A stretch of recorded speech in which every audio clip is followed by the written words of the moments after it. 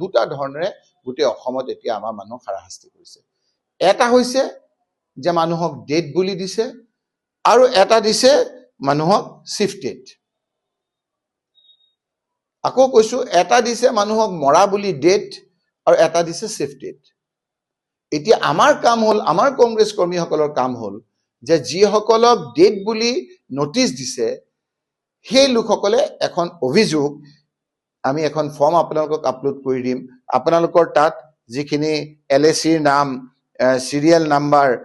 দি আপোনালোকৰ যিখিনি গ্যাপ থাকিব সেইখিনি দি আপোনালোকে ইলেক্ট্ৰেল ৰেজিষ্ট্ৰেচন অফিচাৰ আপোনালোকৰ সমষ্টিৰ যিজন থাকিব ইমিডিয়েটলি ইন্ডিভিজুৱেলি বাল্ক নহয় ইন্ডিভিজুৱেলি আপোনালোকে সেইখিনি বস্তু অভিযোগ কৰিব লাগিব প্ৰথম কথা সেইখন আপলোড আপোনালোকে দেখিছে নিশ্চয় এতিয়া মই টিভি মই মোৰ মোবাইলত দিছো সেইখনৰ কপিও আপোনালোকক আমি ভালকে দি দিম সেইখন আমি প্ৰথম দিব লাগিব যে সেইখন অবজেকশন দিছে যে মোৰ নামত ডেট বুলি আহিছে মোৰ নামত শিফটেড বুলি আহিছে মই জীৱিত মানুহ মোৰ ঘৰতে আছো মই কতো যোৱাও নাই গতিকে মোক সেইখন আপোনাৰ কৰাটো অন্যায় হৈছে তেওঁৰ বিৰুদ্ধে ব্যৱস্থা ল'ব লাগে লগতে আমাৰ কংগ্ৰেছ কৰ্মীসকলে আমাৰ বিএলএ সকলে আমাৰ বুথ কমিটিৰ লোকসকলে যিসকলৰ নামত ডেট আহিছে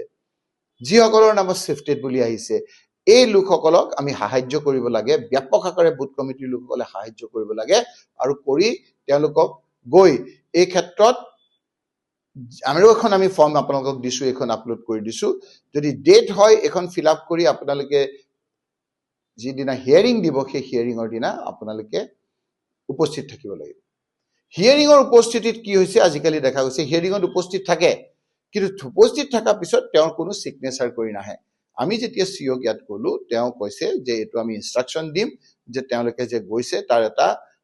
প্ৰমাণ থাকিবৰ কাৰণে সিগনেচাৰটো বাধ্যতামূলক কৰিব গতিকে আমাৰ এতিয়া কংগ্ৰেছ কৰ্মীসকলে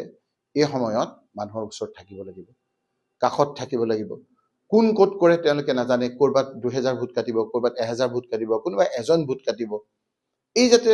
সময়ত আমি মানুহখিনি সহায় কৰিব পাৰো সেই কাৰণে প্ৰদেশ কংগ্ৰেছৰ সভাপতি গৌৰৱ গগৈ ডাঙৰীয়াই মোক ক'লে যে এই কথাখিনি আমাৰ এটা দায়িত্ব আছে কংগ্ৰেছ কৰ্মীসকলক আমি জনাও আপোনালোকক এই ভিডিঅ'ৰ দ্বাৰা মই জনালো